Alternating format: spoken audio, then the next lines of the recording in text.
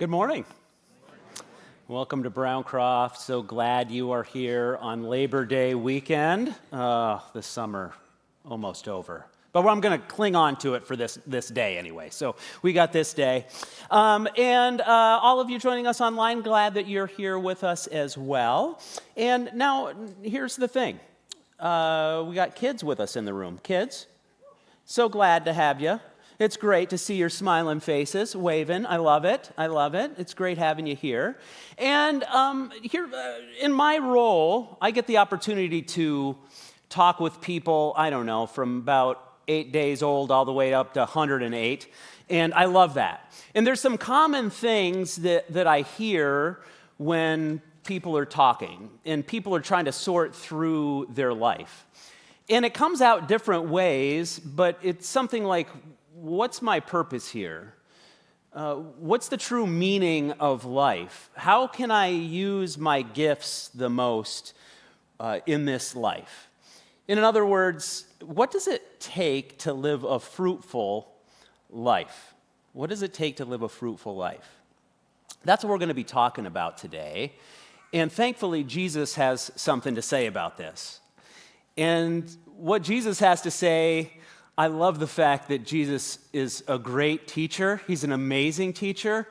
And sometimes the thing he has to say to us is actually the most refreshing thing that we can hear.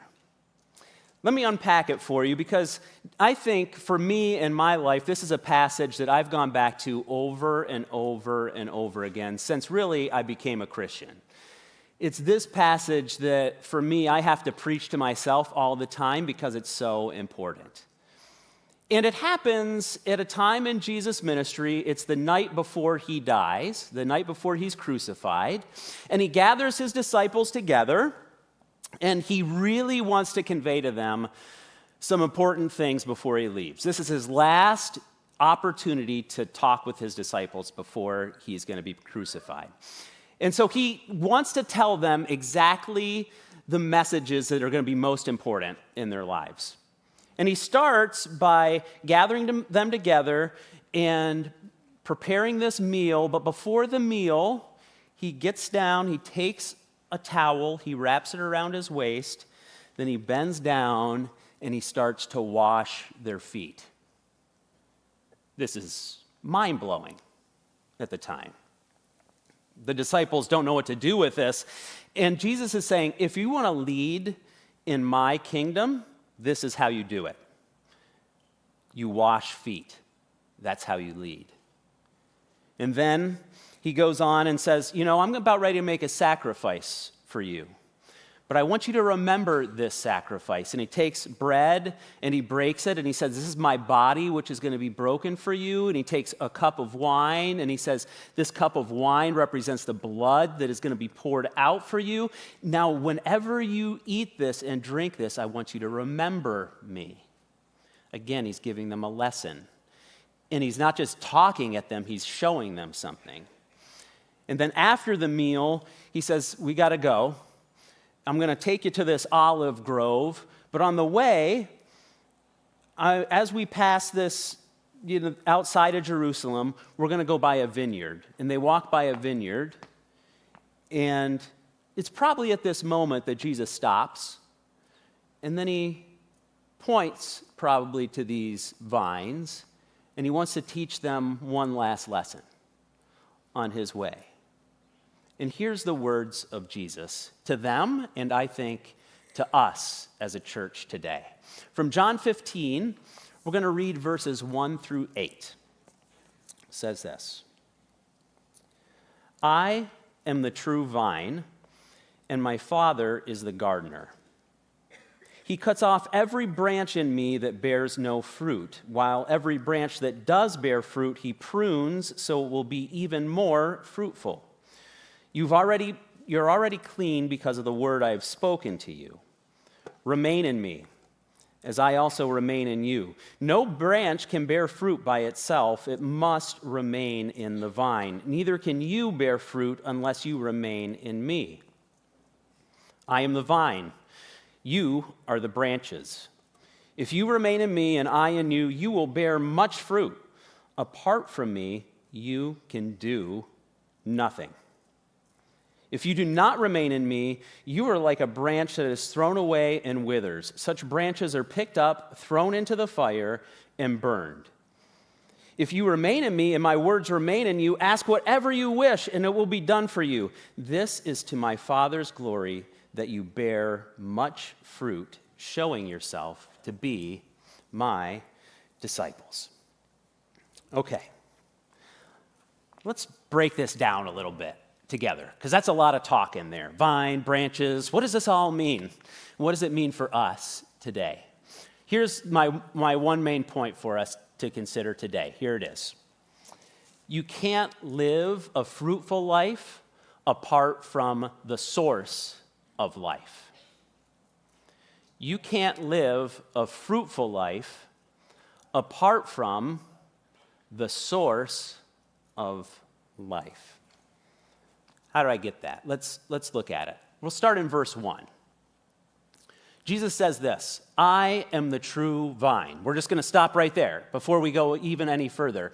Jesus says, I am the true vine. This language wouldn't be totally foreign to the disciples because they'd heard this imagery of a vine before. Israel was referred to in the Old Testament as a vine, a symbol. But they would also have known this idea that a vine is the source of life. And, over the last 6, 7, maybe 8 years, I've been gardening. So this is a new thing. This is kind of a fun thing for me. And I don't grow grapes, but I do grow a vine type deal, okay? Anybody else grow tomatoes here? Yes. Oh, I see those hands. I see them. I love them. Okay, here's some tomato plants for my garden. There we go. So this is the garden, and I'm so old that I take pictures of my garden now. That's what I do. So just for fun. Sometimes in the summertime, I'll just go and I'll just take pictures of the garden. I don't even post them anymore. I just take pictures. They're in my camera roll. Here's one of them. And now here, what I learned about tomato plants is they're actually a vine. And there's one main vine that goes up, and all the branches produce fruit off of that main vine. And so you stake that main vine, and then the plant grows up. That main vine continues to grow up, and all the branches grow off of that main vine. And those branches produce fruit. But they produce because they're connected with that one main vine. So, that just because Jesus is the true vine, there's also some assumptions when he says that. That means there are false vines out there. There are things that we're tempted to run to. There are things that we think are going to give us life that actually don't give us life. And if we raise our hands, everybody here is, we all are tempted one way or another. Let me give you a few false vines in our society. Here's a few that could be potential false vines. Success, right? Oh man, if I just do good in school, then I'll be happy. If I just get that promotion, I'll be happy. Fame. How many people want to be YouTube stars? Kids, yeah, YouTube, yes, I see that, yes, okay, cool. Yeah, the great thing is, not a bad thing, but does that bring happiness? No, not really. It doesn't ultimately bring happiness. Money. Man, John Rockefeller, one of the most wealthy men that ever existed in America, said this. Someone asked him, how much money is enough money? And he responded, $1 more. Just $1 more. That's the idea that you can have all the money in the world, but it's just one more. It doesn't really satisfy. Power. Man, if I just had the authority, if I was just the boss, if I could just do this, then the world would be better, right? Relationships. Relationships are beautiful, they're great. But anybody who's been married for more than a day will tell you that your spouse doesn't ultimately satisfy you. You won't get all of your life force from that one person, or you shouldn't. That's unhealthy. They can't satisfy. So all of us struggle with something. For me, I'm gonna share with you one thing that isn't on this list, but that for me has been a source of where I go to in my life sometimes. the opinions of people. The opinions of people. Oh my goodness. I could tell you story after story about how that has just done harm in my life. I've looked to opinions of people rather than God as the source of my life, and that always leads me down the wrong track. So when I was working with college students, I was asked to MC this conference with hundreds of college students all over the Northeast, and I'm the MC of this event. And the deal with college students, especially in the Northeast, they're a tough audience. But if you can get them on your side, it's amazing. And so my goal every time was like, I'm going to get this group of students on my side, and I'm going to get them like just doing whatever, and it's going to be great by the end. Well, this one year I had accomplished this, so I basically could get the audience riled up for anything, and it was pretty fun. Well, I'm there, and I'm all jazzed on this last night of the conference, and I got this idea in my head. There's a speaker who's down in the front row. I got this idea in my head. I'm going to challenge the speaker to a dance-off right here. I don't know where I came up with that idea. It was a really dumb idea. But I decided in this moment it was a beautiful idea. I'm just going to challenge him to a dance-off. So I challenged him to a dance-off. And he was like, "No, I don't want to do a dance-off." And I'm like, "Yeah," and I got the crowd, yeah, okay, everybody. And they were all on their feet, like, come on. And they were all, and I realized, oh no, he's not going to do this. And I ended up having to go like, "Oh, sorry." And then I later had to apologize to him. Because in the moment, what happened, I let my idea that I could have the opinions of people, I just fed off of that, and it totally put someone else in a horrible position.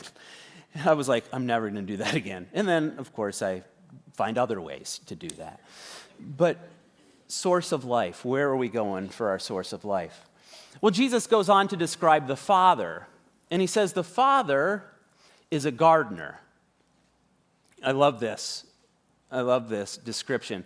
A.W. Tozer, in his book, Knowledge of the Holy, it's one of my favorite books. It's only this thin, but it's all about the attributes of God, all about the characteristics of who God is. Each chapter is like 3 or 4 pages, but it's amazing.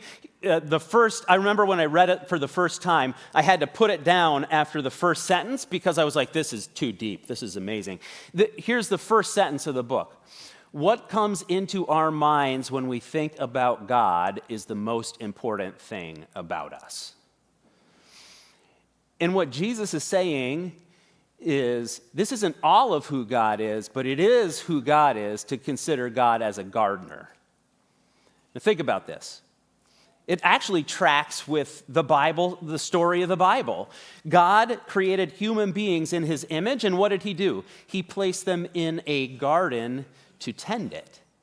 And then throughout the whole story of the Bible, you see God caring, nurturing, wanting things to grow. And ultimately, the story at the end is us celebrating again in a renewed garden right here on earth. It's a beautiful story. God is a gardener. But there's some things about a gardener, the attributes about a gardener that are true of God.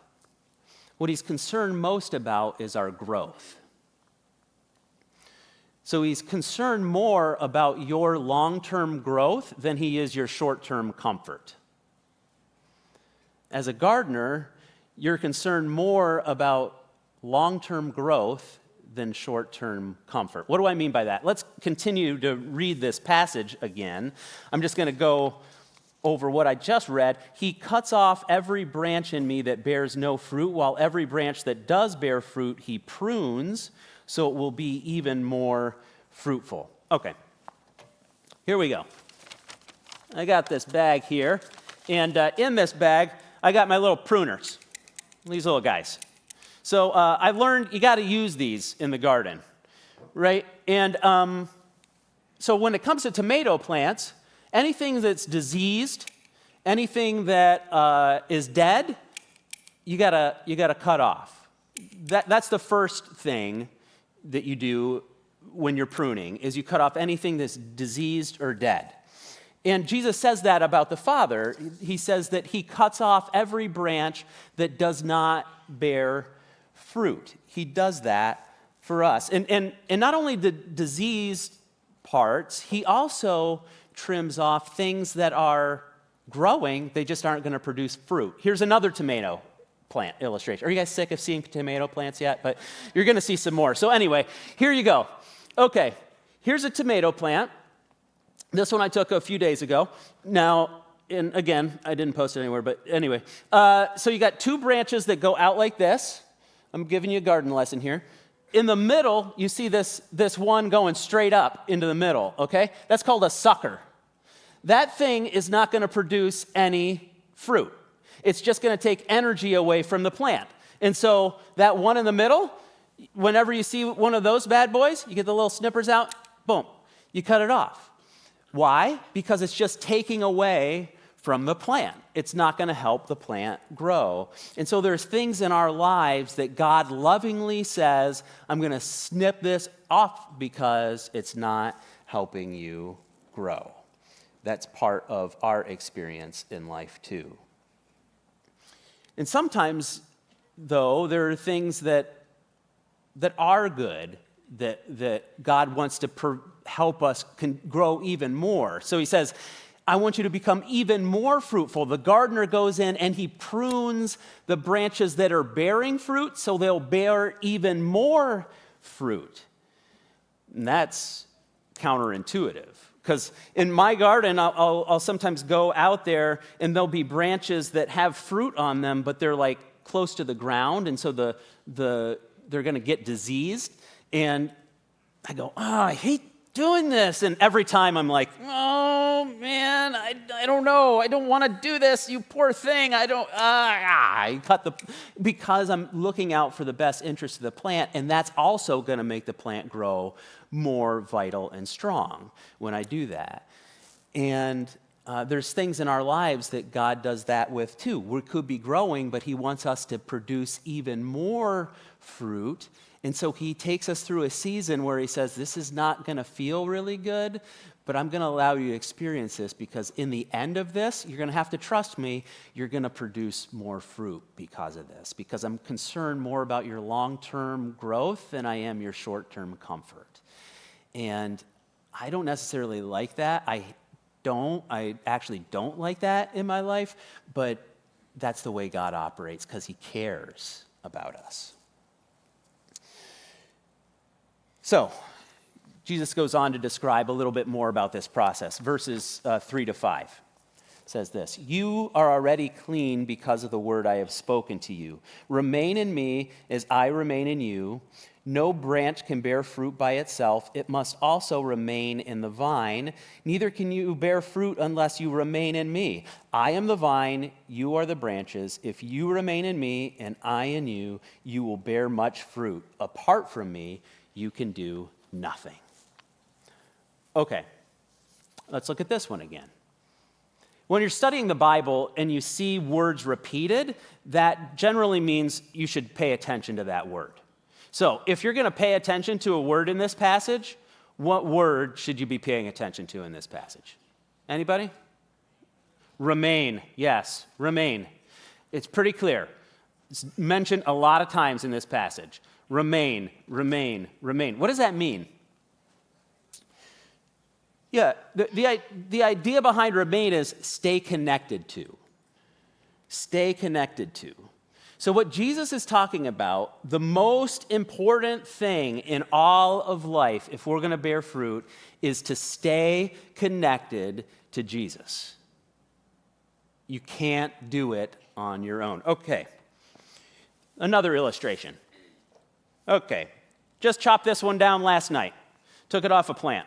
This is a tomato. This is a tomato branch. Okay, now assume this is in its current state, and we want this to produce some tomatoes. Now, if it just tries really, really, really, really hard, is it going to be able to produce tomatoes? No.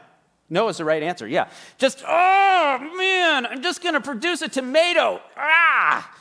just going to try really hard for tomatoes.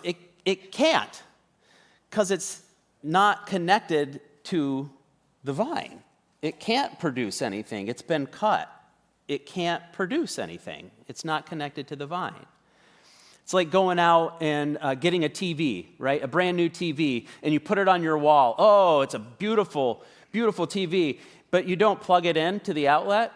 You just and then you're sitting there on the couch, and you're just like looking like this, and you just, why isn't the TV working? Why isn't it working? And you just, day after day, just doing this. Well, you got to plug it in. It has to be connected.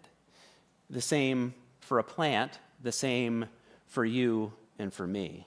If we're not connected to the source of life, we can't experience a fruitful life. A fruitful life can only be experienced when we're in connection with the source of life. That's what Jesus really wants us to get a hold of. Apart from him, we can do nothing. Okay, Jesus ends this passage with just an admonition to us. He says this: "This is to my Father's glory that you bear much fruit, showing yourself to be my disciples." Much fruit. Much fruit. That's his ultimate aim with you and with me, is much fruit. So, a couple of weeks ago, after all of this pruning and snipping, I decided, okay, it's harvest time. So here's a picture, one of the pictures of harvest time on the kitchen table. Okay? It's like much fruit. All the pruning, the snipping, it was all for that. And I think I've had like 3 different loads like this, where the table has been full of tomatoes because of the snipping and the pruning and the caring and the watering and everything that goes into it. Well, that's God's ultimate goal for you and for me, is that our lives would look like that. Well, what does that look like? There's a passage in Galatians that tells us what this looks like for our lives. You may have heard of it before. It's called the fruit of the Spirit, actually, this metaphor about what it looks like to be growing in connection with Jesus. Galatians 5:22 and 23 says this: "But the fruit of the Spirit is love, joy, peace, patience, kindness, goodness, faithfulness, gentleness, and self-control. Against such things there is no law." So what does God want to produce in you? What does he want to produce in me? It's this. What's he going to snip and get out of the way? Anything that gets in the way of producing this. And that's a drastically different way of looking at the way we grow as humans. But it's so foundational.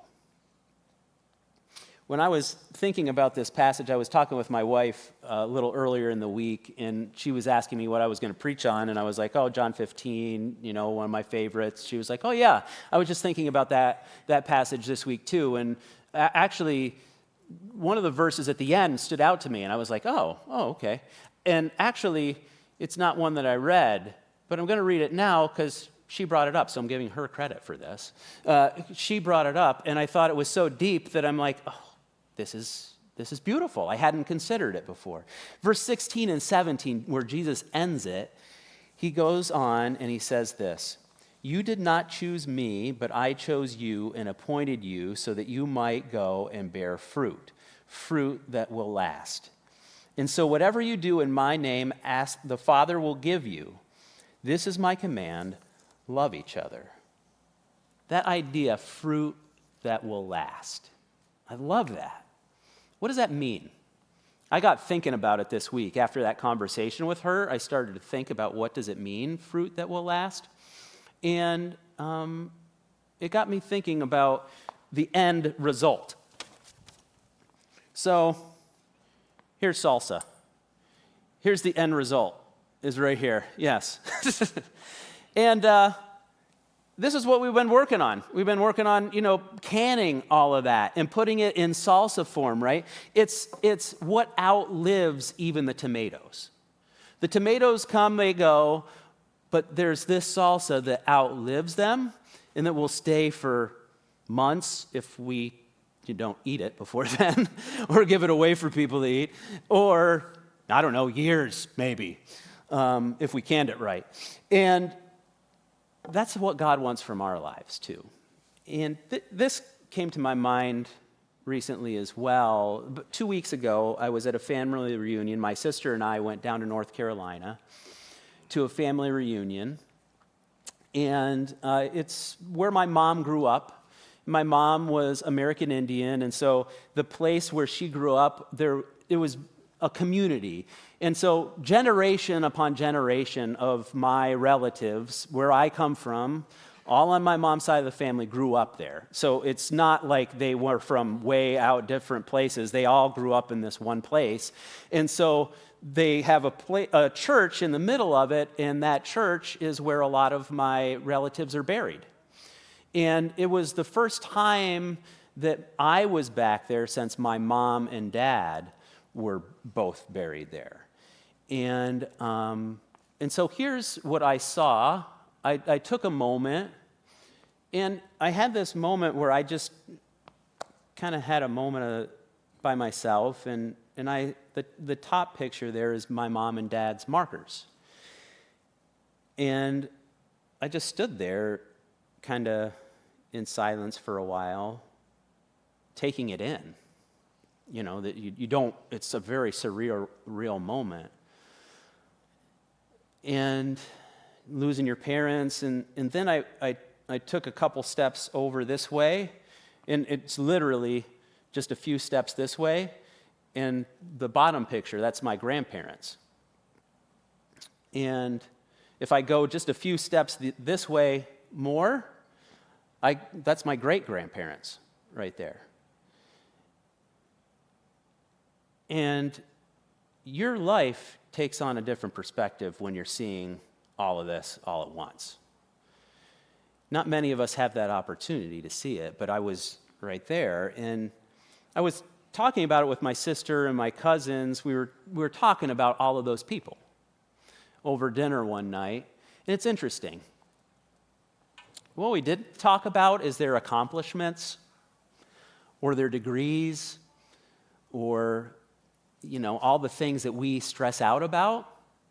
What we talked about, for all those people that we knew especially, how did we feel when we were in their presence? What was it that they allowed us to experience about ourselves and about God when we were with them? And that's what Jesus wants. He wants us to bear fruit that will last, fruit that will be beyond just the here and now, but will actually impact generations upon generations of people. And I believe that's what God has in store for us here at Browncroft.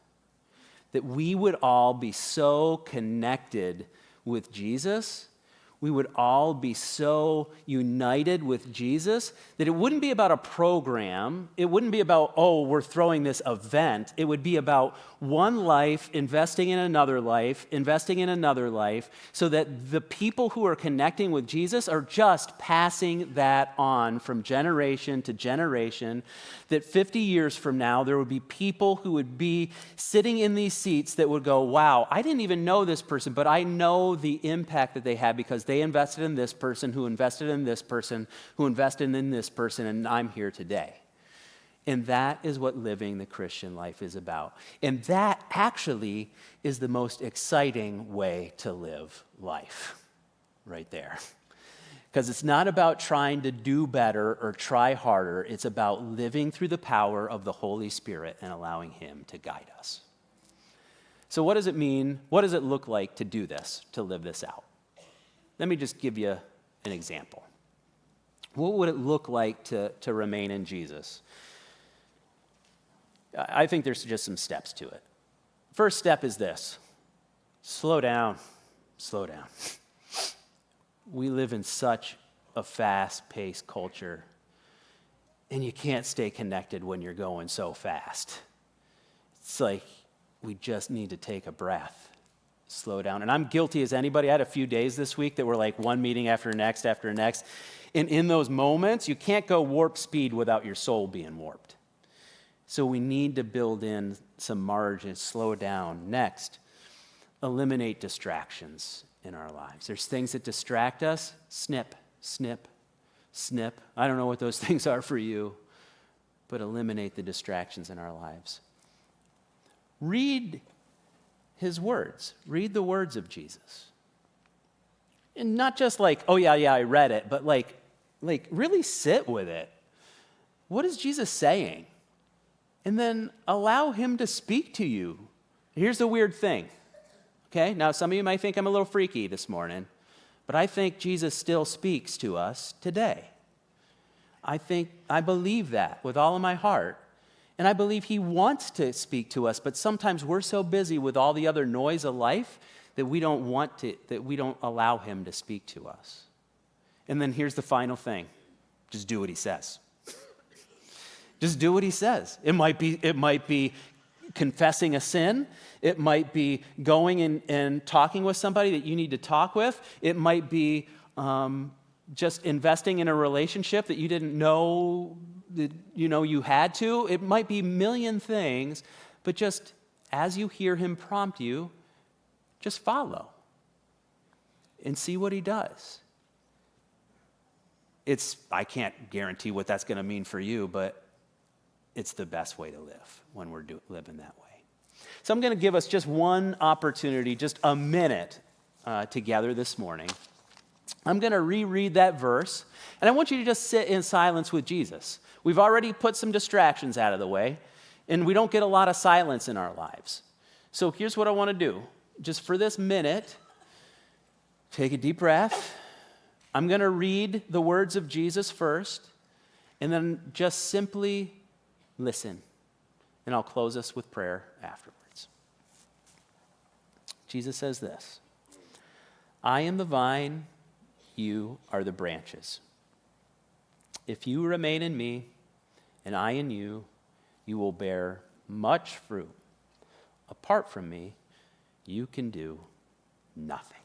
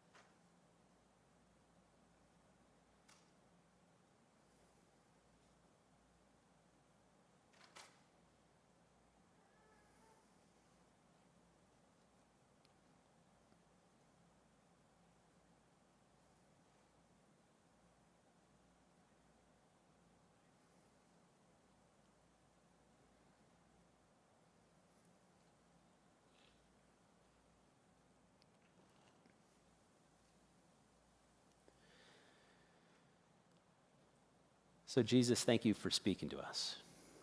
Thank you that you are our source of life. Jesus, we want to try so hard sometimes on our own strength, but we can't live this life that you've called us to on our own. We need you, and we admit that right here, right now. So we ask you to guide us. We ask you to speak to us. And Jesus, more than anything else, what I pray for each one of us and what I pray for us as a church is we would remain in you, connected with you, our source of life. I prayed in your name. Amen. Well, I hope that Jesus is speaking to you in a fresh way, not just today, but throughout the week. As you all leave today, we have a mercy offering every first Sunday of the month as mercy offering. So you can do that either on your way out or you can do that online as well. I hope you have a great rest of your Labor Day weekend. Take care. All you have given me.